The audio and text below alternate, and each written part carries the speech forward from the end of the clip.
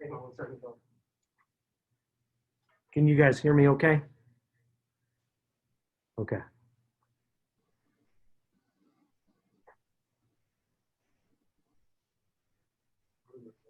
Hang on a sec, bud. I got to do all these allow records and then we'll get to you.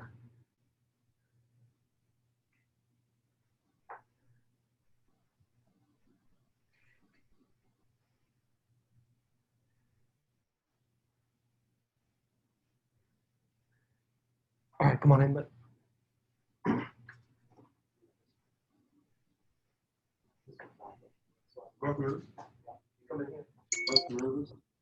Now, keep it on until you sit down. We're following all Randy's protocols. Yeah, okay. I'm going to adjust the video here because I framed this for myself. It's actually not bad. Not bad, not bad. Look okay, guys? When I walk out, you can take that off. Good.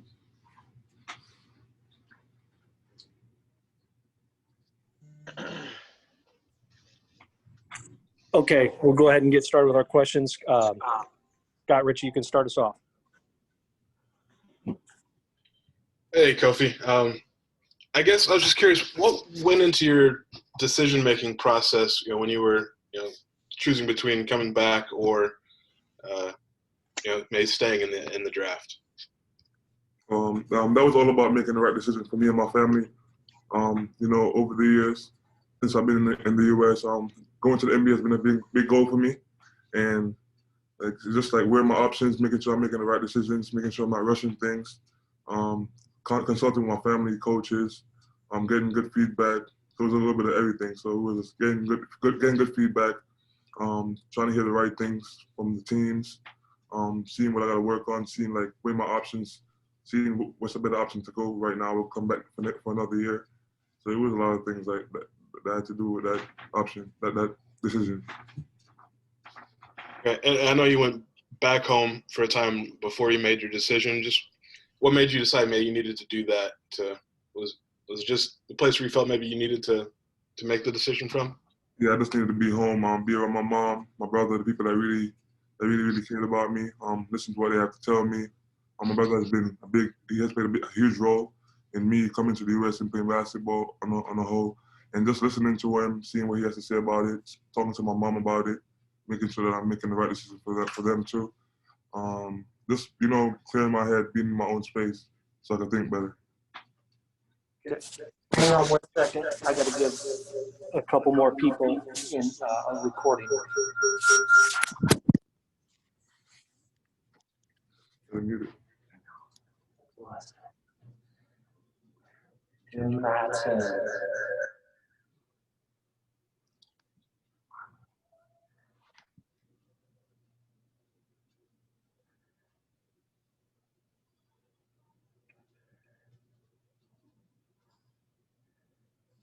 I'm good now, Derek. Thank you. I'm good. Yep.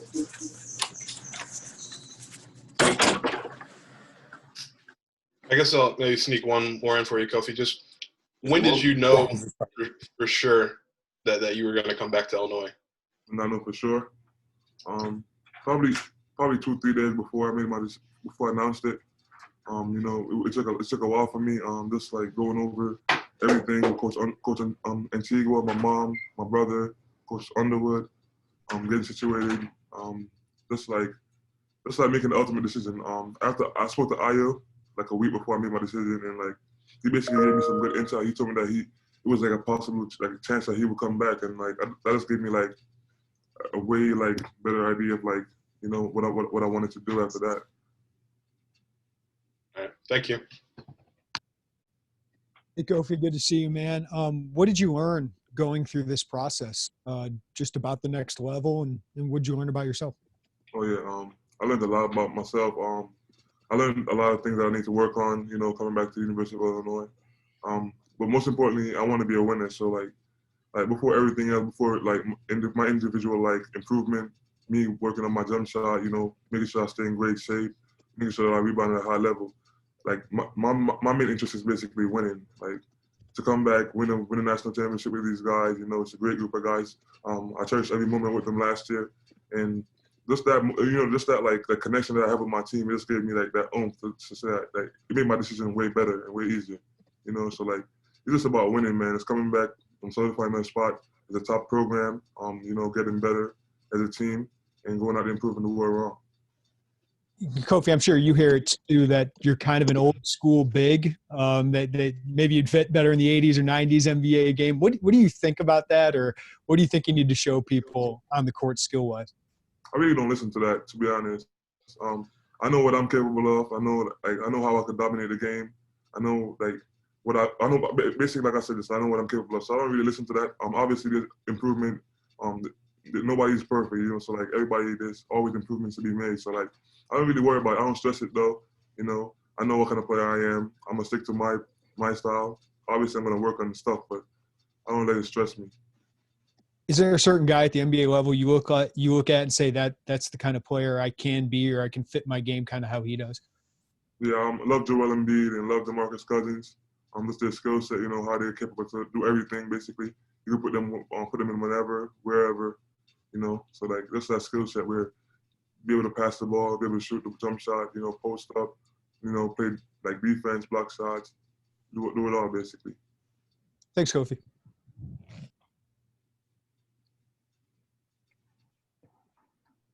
Hey, Kofi. I know you did some training and stuff playing against some other people, you know, while you were pursuing the NBA. How do you think that's going to make you come back even stronger this year, playing with some of these other guys? The guys on my team? Yeah. Oh, yeah. We added some really, really good players. You know, Coleman Hawkins, really, really good player. He could stretch the floor a lot. Really great IQ, good passer. Same thing with Andre Cabela. I feel like he's a really, really good point guard. I've been watching him since my sophomore year of high school. I love him. I love his game. I played with him. So like Adam Miller, y'all all know what he does. He's a really, really high level player. Really good scorer. So like just adding these pieces, it just strengthens our team. You know, make us like we're really, really deep right now. Like you could put in whatever lineup and we'll really have a really like good like team. So like on the court, so like the additions are really, really good. I love them. They're hard workers and they're on the right track. I think that they work hard and they're dedicated. They're focused. We're all on the same page. So I think we're gonna do really good. I got one more question for you. I know you were, you know, weighing this decision coming back, but you know, you've got a lot of talent on this team, a lot of size and everything. Was that one of the aspects that made you decide to come back? Was the fact of playing with these guys and, like you mentioned, wanting to play for a national championship? Yeah, we definitely did. You know, adding these guys, it just like boost our chances of winning and boost our chances of being a really good program. And obviously, like I give that a lot of thought and just realizing what we're capable of, what we could do. You know, with these additional guys, Ayo coming back, our veterans, we have a really good group of guys. Thanks, Kofi. Okay, we'll go to Nico next. Hey, Kofi, I know that when we had talked to Io, he said that you guys didn't really, you know, coordinate anything, but you said that you had spoke to him about a week before you guys made your decision. What was that conversation like in talking to him? Where was he kind of at the time? Where were you kind of at maybe going into that last conversation that you two had? Yeah, so me and Aya, we both had a go kind of mindset, like that we're basically going. That was our mindset, like entering the draft. So most of our conversation was just about like, you know, like getting feedback from NBA teams, you know, talking to each other about interviews, you know, trying to like help each other out, like with questions, whatever it may be. But the last conversation we had, it was really, really more interesting because that's the conversation that when he was telling me basically there might be a chance that he comes back, and then he was like that's when the what if came in, you know, like what if we both came back and stuff like that. So like that was really interesting to me when he told me that. So just basically, it gave me a whole bit of like, you know, like understanding of things and like basically helping my decision because like if Ayo wasn't come back, it would have really, really like deterred my decision. So I would have probably thought about it more. But like him telling me that, it just like gave me a whole different understanding and like basically helped change my decision. And what has the time been like since the decision was made from both of you in terms of maybe just an outreach that you've had from Illinois fans, some stuff that you've seen from some national college basketball guys that have really propelled Illinois into, arguably a top 10 team in the country now with your guys' return? I mean, the way I see it, Illinois is a really, really good program. They have great coaches, and Coach Underwood, Coach Gentry, Coach Antigua, Coach Zeph, and so forth. So, I feel like regardless of me returning, even if one of us return, if I return, I think that the dedication and the willpower that Coach Underwood has on us, and we basically feed off his energy, and just his energy. I feel like regardless of who came back, we would really, really been a good program. So it's not even about us two returning or just one of us returning. It starts from the coaches, I think. And when I came to the University of Illinois, I didn't expect any of this, and just being here with them, it's learning from them on a day-to-day basis, watching them how emotional they are and how they push us. It's really incredible. So I feel like it's not even about the return of us. It's about the coaches and what they do, man. They do a really good job with getting dudes better, getting dudes to do the right things, and that's ultimately it. Thanks, Kofi. Okay, Marley, you're next, and then Joey, you're after Marley.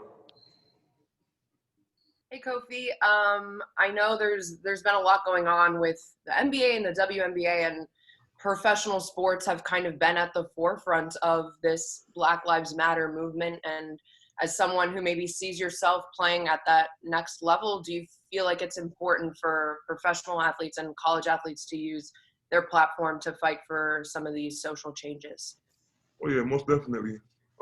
That's definitely been in my thoughts since the first incident happened. So where I grew up in Jamaica, I never really experienced it. I never experienced racism because Jamaica is a really cultural island. People come there to have fun. So I never really experienced it. But coming here and witnessing it, seeing how insane it is, it's really important that we use our voice, and especially since we have this platform where everybody's watching us and people look up to us and stuff. So it's really important that we use our voice to get a message out there, whatever the message might be, to spread positivity, encourage people to do the right thing. I think it's really important for real. And what do you think just of the NBA deciding to boycott some of their games in response to the recent events? I think that's really big because the NBA inspires a lot of kids, a lot of people, and I feel like if the NBA does that, then the kids are gonna really gravitate towards it. And when the kids do that, hopefully the parents might do it too.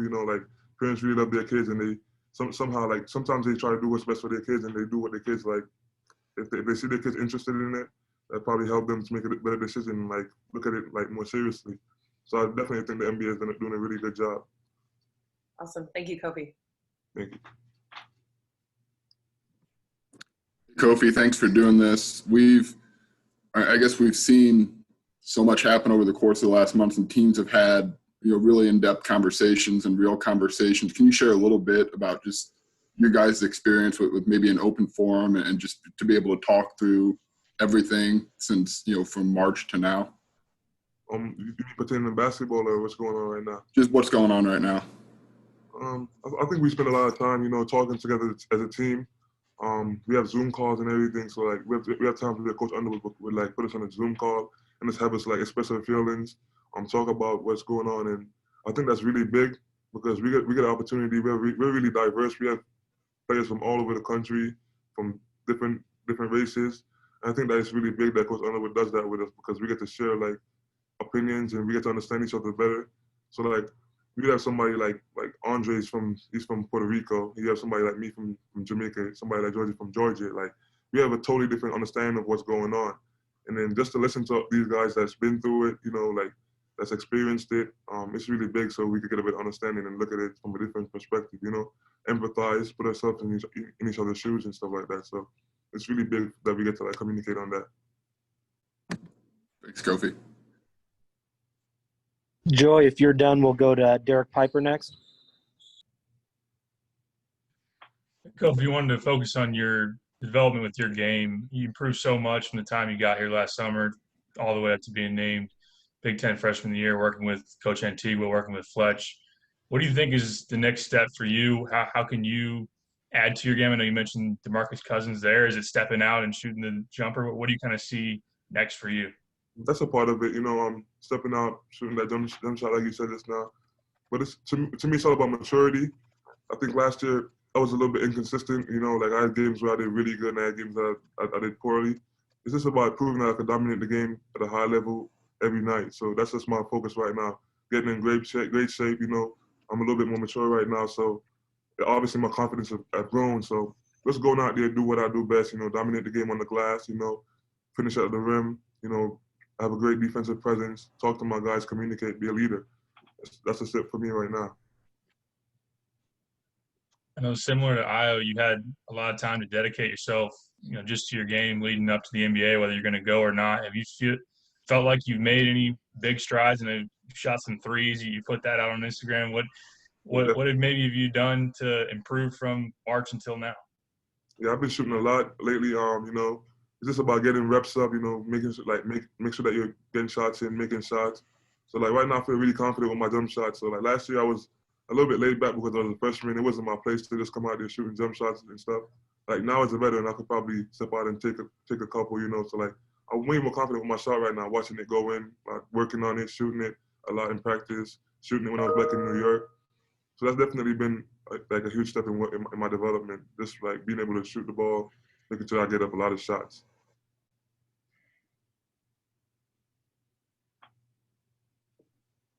Anything else, Derek? I'm good, thanks. Okay, we'll go to Paul Banks next, and then Brandon Simberg, you're on deck. Hi, Kofi. Thanks for doing this. Appreciate you. My question, I wanted to follow up on the topics that Marley raised and your Q&A there. You said in Jamaica you didn't really encounter racism and life was different. So how would you explain the differences between life here and life in Jamaica? And then my second question is, why do you think we're seeing everything now in sports leagues walking out, or specifically the NBA players using their voice and walking out? Yeah, so it's totally different from back home. So back home growing up, racism was not even it wasn't even in the picture. I see I come here now and I'm there are words that you can't say to a different race, stuff like that. Back in Jamaica, we're it's a free country. Everybody's happy, everybody loves each other. So coming here and witnessing all these things firsthand, it was really a game changer for me because I had to look at it from a different perspective. I couldn't be as outgoing as I am, Obviously, I'm a really fun person.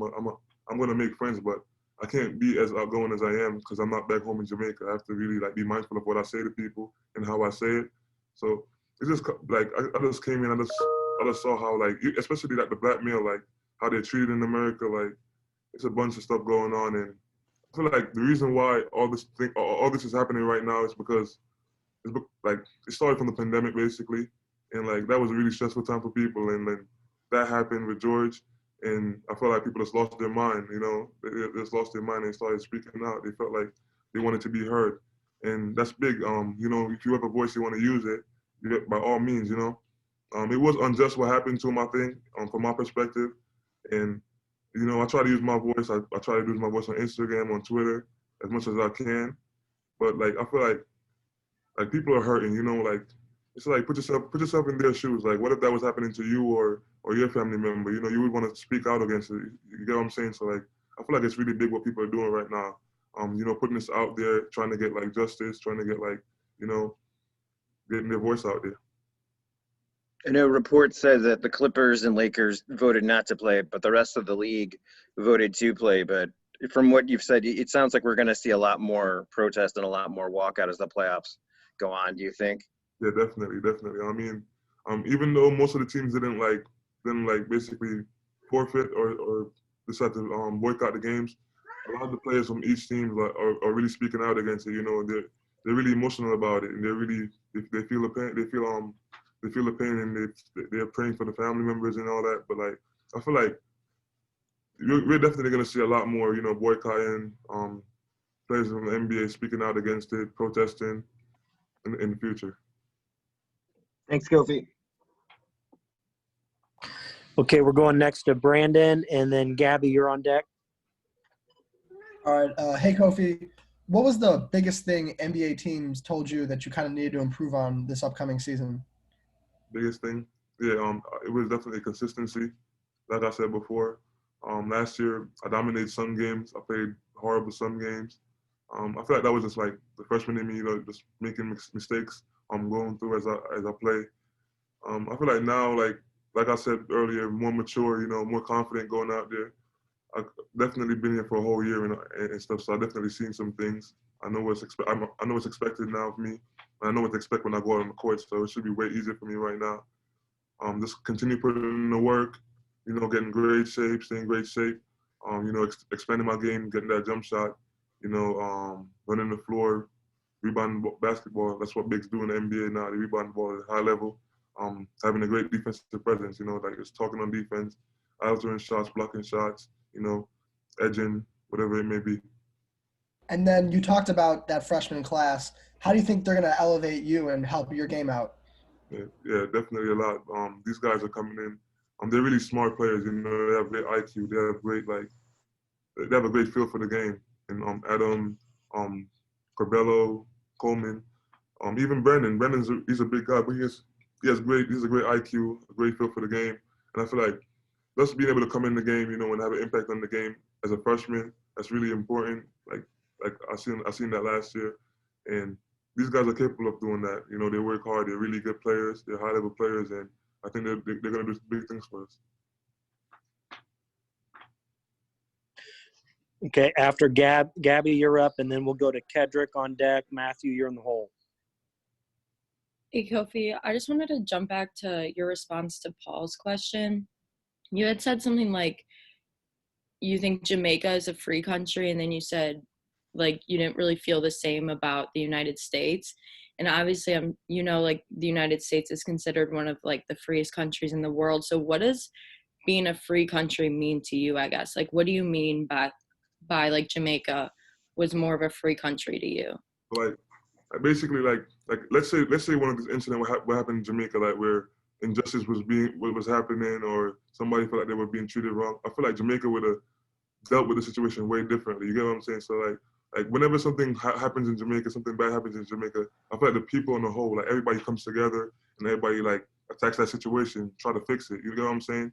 I don't think that's the case here. I think like a lot of people stand up for it and a lot of people talk about it, but nobody really makes a step to change things. So that's what I mean by free. Like in Jamaica, I feel like people are not offended by certain things. I mean, we never like dealt with like slavery or any of that. Like, you get what I'm saying? So like people are really not offended by certain things. We're really like we're just a happy country. You get what I'm saying? So we never really like experienced anything like that. Like any like all that violence. I mean, violence is everywhere, but like we never experienced hatred, racism, none of that. Yeah, and you said or just going back to what you just said, like, do you think, obviously, you like saying there's not really change, like a lot of people just protest and everything, but there's never really change here. Do you think like the younger generation, like obviously the generation you're in, do you think that can be the change to kind of start happening? Because I feel like we've been seeing that just with, younger NBA players, younger athletes, college athletes. Like, do you think your generation is the one to kind of progress that in the United States? I feel like I don't think it's any like particular generation. I think it's everybody. You get what I'm saying? So like even the adults, the older generations, I feel like it's all about what you teach your kids. And like if you're raising your kid the right way, things are gonna change. You get what I'm saying? So like if I raise my kid to respect people, no matter what their gender, their color, their race, you get what I'm saying? So like if you teach your kids at a young age and raise them up right, that's where the change begins. So it's everybody, everybody that's making sure that they do the right thing, right from wrong, teach your kids, set a good example. So I think it's everybody, like a collective. It's just collective, every generation. Sorry, and then one more quick one. Do you feel like obviously having a larger platform now on social media like you do you feel the need to kind of put out there your opinion more, just show your support on social media? Because you have a ton of Illinois fans and a lot of younger ones too, or just college basketball fans in general, kind of looking up to you or looking at your Twitter, your Instagram is like, they're a fan of you. So do you feel like you have to do more of that now because of your platform? Yeah, it's definitely a need to do it. a lot of people gravitate towards me. A lot of people respect me, and a lot of people follow me. So I think that I need to use my voice. Not everybody has a voice. You get what I'm saying? Like, everybody has a voice, but not everybody has that platform where they could express themselves and be heard. So I definitely felt I need to speak out for all those people that don't have the opportunity that I have and have the platform that I have. So it's all about, like, getting everybody on my page to see what's right, trying to convince them that, do the right thing, make sure that, you feel me, like, you're not being unjust, make sure you're not being racist, make sure you're not, you get what I'm saying? So I definitely think it's really important that everybody that has a huge platform to use that platform and express how they feel and try to make a change. All right, thanks, Kofi. Okay, we're going to go to Kedrick now, and Matthew on deck. Gavin, you're on the hole. Hey, Kofi, how you doing? Thanks for doing this for us. Quick question. I mean, you're able to come back this year, and, last year you were able to play against the Big Ten Player of the Year. And the second time around, you did much better. So can you talk to us about, like, what it's going to take for you to get to that step the way Luka Garza did at Iowa, and what you expect to do different this year? Yeah, everything leads back to the same thing I said earlier. Luka Garza is a veteran. He's been there for 3 years, like 4 years now. It's his fourth year, but he's been there for 3 years, So he knows what to expect, and he knows what's expected of him. It's all about just being mature, making sure that you're basically being productive at all times. And that's what Luka Garza does. He's always moving. He's really physical, He's a veteran. He makes the game come to him. And that's what I need to do. I need to just let the game come to me, be physical, make sure I dominate the game at a high level every day, each and every day. So every day I step on the court, just make sure that I go out there with that mindset that I'm going to dominate this game somehow. Whether it's scoring, whether it's rebounding, whether it's blocking shots. So when you're playing against him, I mean, I know he's an emotional kind of guy. I mean, does he ever say anything to you to kind of get you motivated? Because the last game in Champaign, you were a lot more vocal this time. Was that something that he says things to you, or just was it the competition or the rivalry itself that kind of got you more motivated the second time around playing against him? I wouldn't say it's a rivalry. I respect every player, and I feel like every player is a rival. I look at every player as a rival, so I respect every player and go out there and try to give it my best every day. I think I learned from him. I think that was the best thing. I learned from him. I watched how he played the first game because I was in foul trouble a lot, so I sat on the bench and I really locked in and I focused in on his game, and I watched how he played. So it was just about going out there and making sure that he doesn't dominate the game the same way he did the last game, and make sure that I do the exact same thing that he does, which is rim run, post deep, make sure I keep my post, be physical with him, and all that stuff. So it was definitely just learning from him and just going out there and making sure that I limit his shots, and make him take bad shots, basically. Thank you. Okay, Matthew, you're up. Kofi, thanks for doing this. I wanted to ask you about going back home. After spring got canceled and you were able to go home and see your family, and all that. What did that do for you mentally and emotionally? I know that you can kind of get isolated, while you're in college and not being able to see your loved ones as much as you want. Did that really give you kind of a perspective that you kind of needed and help you with your decision? Yeah, it definitely did, man. Just going back there, just remembering what's really important in my life. I kind of lost track of that with all this basketball. Basketball could really get to you because you're playing it every day and you're doing it over and over again, the same things over and over again. So just going back home, remembering what's important, speaking with my family, spending time with my family members since the COVID, and I had a lot of time to spend with my family, talk to them, have fun, enjoy myself, become a youth again. And it was really important for me because that helped me to focus a lot more on making my decision and not just rushing to make a decision because, this is how I feel. Not leading away from the emotion and basically being tactical, thinking on things, making sure that I'm being smart, So it was just about listening to my mom. My mom, she really suggested that I come back for another year. She doesn't watch basketball that much. She just started watching basketball because of me. And then she started me, you need to go back for another year. I don't like this Corona thing. So I'm like, all right, Mom. Then my brother comes in and he's been on my back since I was a kid. He always wanted me to play basketball. So just listening to him, being coachable, listening to him, learning from him, listening to Coach Antigua, Coach Underwood. They got feedback, they got connections with these guys, and just listening to them, making sure that I'm not rushing it. So it was definitely good going back home.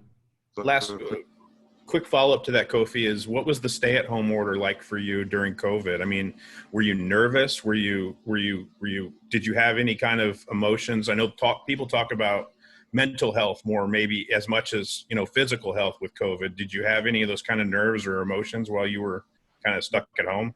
Not at all. I just accepted it for what it was. I knew that this is something that needs to be done. We need to quarantine so things will get better. Stayed at home with my family. I just looked at it as a way to just spend more time with my family, just it's like basically my day off, my time off. I just spent time with my family, played games, spoke to my mom, I had fun, cooked, whatever it was, obviously I had Fletch on me, make sure I do my workouts, make sure I do my in-house workouts, and that was big time for me. Just making sure I stay in shape, making sure that I'm having fun with my family, and basically just living. And the last follow-up is just what you mentioned about your phone call with Io, that last one. Io was pretty keeping his cards close to the vest on what he was going to do. So how much did that phone call at the end of it kind of surprise you and kind of change your perspective on, wait a minute, this isn't the kind of answers I've been getting before, and could this really happen? Because I know a lot of Illini fans were going through that with, what are you going to do? What is Io going to do? And it seemed like that phone call even changed your perspective and gave you some surprise and made you rethink some things. It really surprised me. At the beginning of it, I thought Io was 100% gone. I had no idea he would even return. So just hearing that, to be honest with you, even if I had a better draft stock, even if I had the opportunity to go really, really high, I still think I would have considered coming back with Io, just because of this the kind of player that he is. High caliber player. He's a really, really good point guard. Just know that if I come back with him, we're gonna have a really good season. We're gonna be a national contender. So even regardless of my position, I think that if Io was coming back, I would definitely consider coming back really huge. Thanks, Kofi. I appreciate this. Okay, Gavin, you're up, and then Robert Rosenthal, you're on deck. Hey, Kofi, it's good to see you. Thanks for doing this and for your honest insight on everything.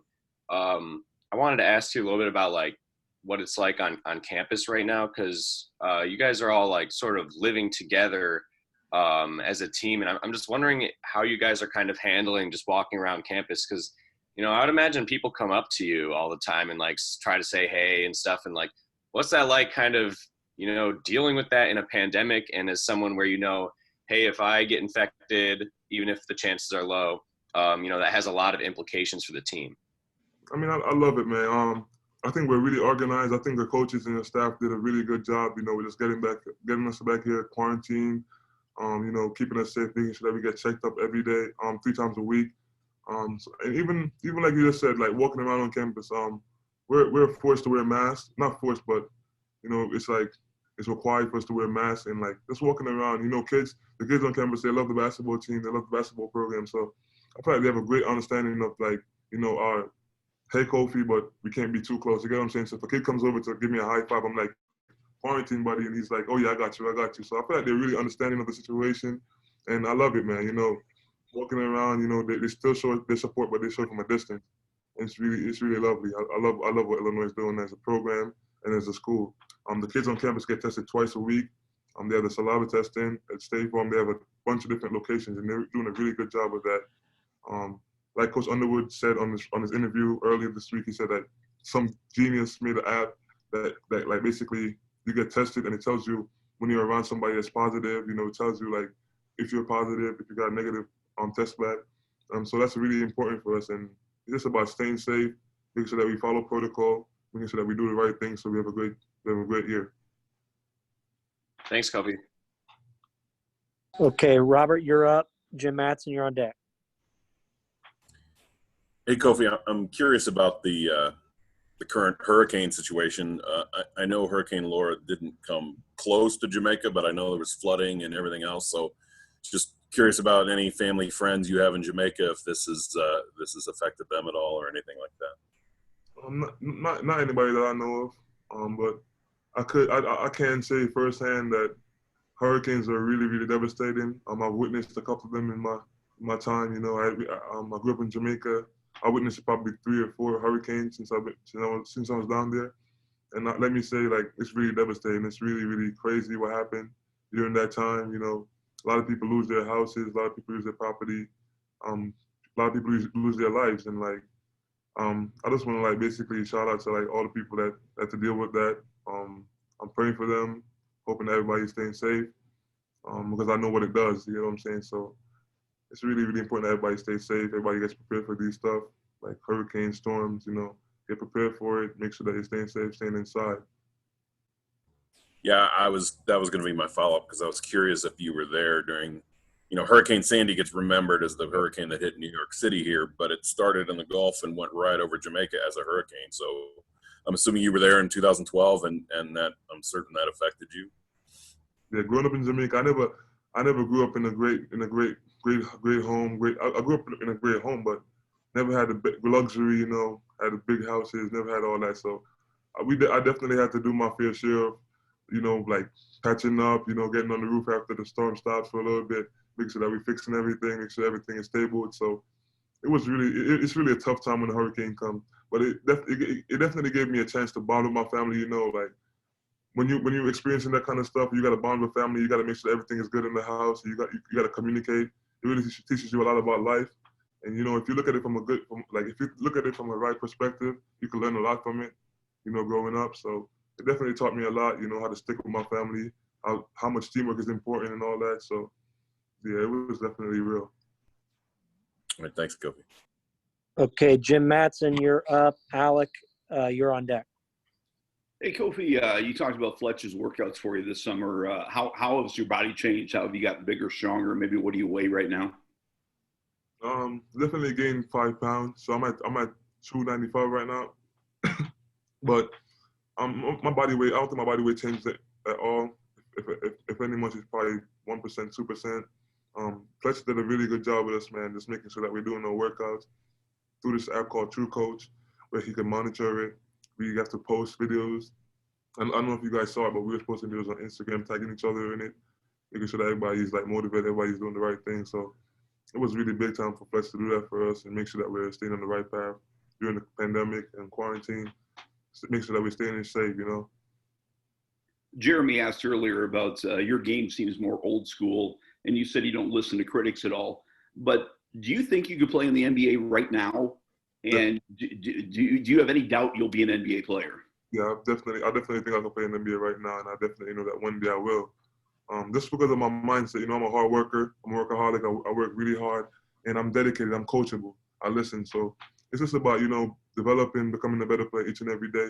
And I think that with my size and physicality, it's really rare. So, like, regardless, I think I have a really good shot of making the NBA. It's just about staying there, So it's about, like, making sure I keep the right mindset, make sure that I'm learning, I'm growing every day, becoming better. But I definitely think that I'm prepared for it. Real quick, if Illinois were playing a basketball game tonight, would you shoot a three-pointer? Would you have the green light to go out there and shoot threes from Coach Underwood? I wouldn't say the green light. I don't need the green light. I really just, I think like if I'm needed, if Coach Underwood needs me to make a three and needs me to hit a three in that situation, I definitely think over the course of games I would definitely be shooting threes. But I don't think that's not my goal to go out there every day and shoot a 3-pointer. You get what I'm saying? So it's just about necessity. If Coach Underwood needs me to make a three, I'll definitely go out there and knock it down for him. But as of right now, I'm just making sure that I'm capable of doing it. You get what I'm saying? Just making sure that I'm capable of doing it, making sure that I have that in my repertoire. Thank you so much. Okay, Alec, you're up. Scott Beatty, you're on deck. Hey, Kofi. Thanks for doing this. Just wanted to follow up a little bit on the social justice. Being someone who doesn't understand what you go through, if you could say something to white America or the people who may be oppressing you guys, what would your kind of message be to those people? Everything, like, the biggest thing right now is just empathy, man. I know that even like most people say they basically say that, yo, this is an excuse. I've never been through it. I don't know what it feels like. You could always put yourself in somebody else's shoes. You get what I'm saying? I do it a lot. I see the homeless people, and I basically tell myself, like, what would I want somebody to do if I was homeless? You get what I'm saying? So empathy is a really big thing. We could use it as a tool for everybody. Everybody could use it. Everybody could empathize and put themselves in somebody else's shoes and like understand how that person feel. And if somebody decides to say that they can't do that, I think it's really ignorant. Cause like I feel like everybody's capable of doing that. It's like basically like just empathizing, trying to feel what other people feel. You get what I'm saying? And trying to everybody knows what's right from wrong. So I don't understand. Like, I feel like we all could agree that racism is a nasty thing. So why doesn't everybody else feel the same way? You get what I'm saying? So it's just about just putting yourself in somebody else's shoes. And then one follow-up along those lines.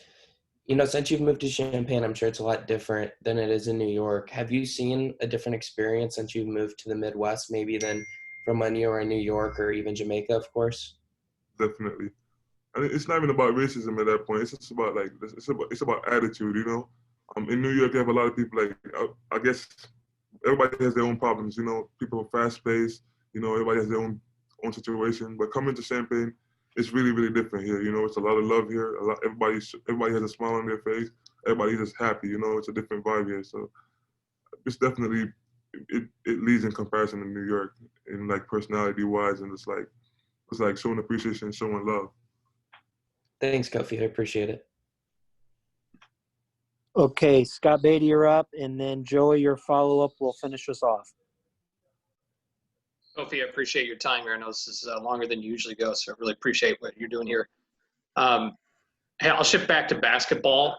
Read that Coach Underwood is been studying Milwaukee Bucks and Virginia and some old Florida teams, especially when it comes to defense. Are you expecting new wrinkles defensively, especially for how you'll be used in the defensive schemes, or maybe even large changes like we saw last year compared to the year before? To be honest, I'm not really expecting anything. Like I said earlier, whatever Coach Underwood needs me to do, I'm definitely going to step up and do it. So if he decides that he wants to change the defense, that's fine with me. I'll adjust to it. I'll do whatever needs to be done. If he decides to stay with it, that's fine. We did a really good job defensively last year, I think. And it's just about being more vocal, communicating, making sure that everybody's in the right spot, everybody's doing the right thing, and everybody's aware, in every situation. So regardless of what Coach Underwood does, I'll be ready for it. Sounds like then thus far, if there are new things that are yet to come, it's not been something you guys have looked at yet. Not yet. My other question is the talk about college basketball right now is bubbles. Your thoughts on playing in that kind of environment, at least temporarily, or maybe for however they're going to do it for however long? Hey man, it's gonna really tell a lot about who's playing for the right reasons. I love basketball. I play basketball because I love it.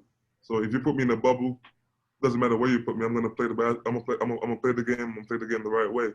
So it's gonna definitely expose a lot of people, who's playing for the right reasons.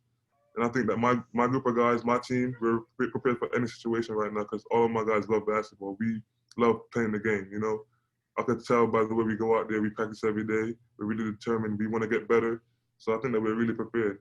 And let's say two guys don't want to play, are not motivated to play. I know that everybody else is definitely motivated. So I think we're going to be good. I don't know about anybody else, but we're definitely going to be good. Okay, Joey Wagner, back to you, and then this is our last question. Hey, Kofi, you said when you went back to back home to see your family, you said your mom didn't really follow a lot of basketball before you started playing. So I'm assuming you had people, on your team that you talked with from basketball perspectives and what would be the best for you. What was your mom's role? What I'm sure she had maybe motherly advice, but what did she kind of impart with you? What did you look to her to help you with in this process? So my mom, she's a really talkative person. She hasn't seen me for a while, so obviously she was trying to get to understand what's happening better. As I was explaining to her about the pandemic, not being able, I expected her to I was explaining the combine process, how important that was, how important the NCAA tournament was. So just explaining all that to her and giving her a better understanding of what's happening and how things could turn out and how things should have turned out. She really just listened to me, and thought about it. And I think that her argument was definitely valid. She was thinking, she was on the right page. She was on the same page as me. So she was definitely thinking the same way. So she basically explained to me that, if you had a combine and if you had an NCAA tournament, I would probably be telling you to go. But you told me you didn't have those stuff and that you didn't have the chance to prove what you guys could do, Coach Underwood and them did a really good job with me.